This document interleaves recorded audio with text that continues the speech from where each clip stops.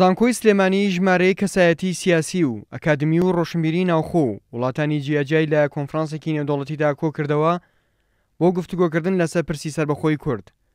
بەرەو ناسنامە و سربەخۆیی کوردستان لە سەردەمی جیهانگیریدا ناونیشانی کۆنفرانسەکە بوو. سەرۆکی زانکۆی سلێمانی لە دەستپێکی کۆنفرانسەکەدا لە وتارێکدا ئاماژەی بەوەدا بیرۆکەی ڕێخستنی ئەم کۆنفرانسە جگەلەوەی لە ڕووی زانستیەوە بایەخی پێدراوە هاوکات خەمێکی نەتەوەیی شەو پرسی شوناس و سربەخۆیی بۆ هەر نەتەوەیەک پرسگەلێکی بایەختار و چارەنووسساز و گرنگن بەتایبەت بۆ گەلی کورد کە بە گەورەترین نەتەوەی بێدەوڵەت دادەنرێت.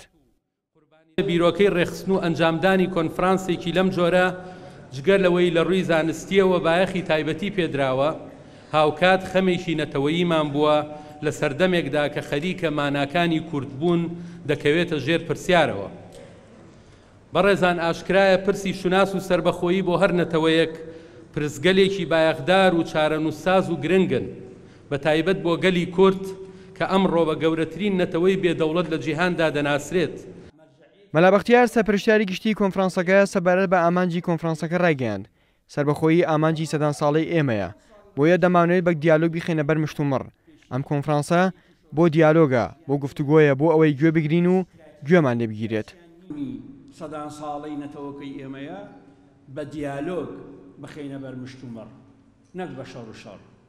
ئەم کۆنفرانسە بۆ دیالۆگە بۆ گفتوگۆیە بۆ ئەوەیە گوێ بگرین و گوێمان لێ بگیرێ بۆ ئەوە نییە بە هیچ شێوەیەک هەڕەشە بکەین بۆ ئەوەش نییە زیاد لە حەد شانازی بە پێشمەرگە یا بە شەڕەوان بکەین یا بە گەریلا.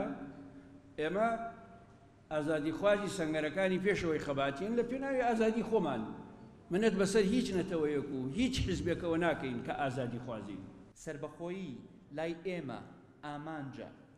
لە بەشێکی دیکەی کۆنفرانسەکەدا قوبات تاڵەبانی جێگری سەرۆکی حکوومەتی هەرێمی کوردستان باسی لە سربەخۆیەک مافێکی سەرەکی کورد کرد کە مافی بێچەند و چوونی خۆمانە و جێگەی خۆیەتی هەموو کات گرنگی تاوا بەم بابەتە بدەین و وتیشی سربەخۆیی لای ئێمە کورد خەونە ئامانجە استراتیژە بۆی پێویستە لەگەڵ دۆستانمان ژیرانە مامەڵە بکەین چارەسەری گونجاو بۆ گرفت و لەمپەڕەکانی بەردەممان بدۆزینەوە و بیکەینە نەخشە ڕێگای سربەخۆیی کورد.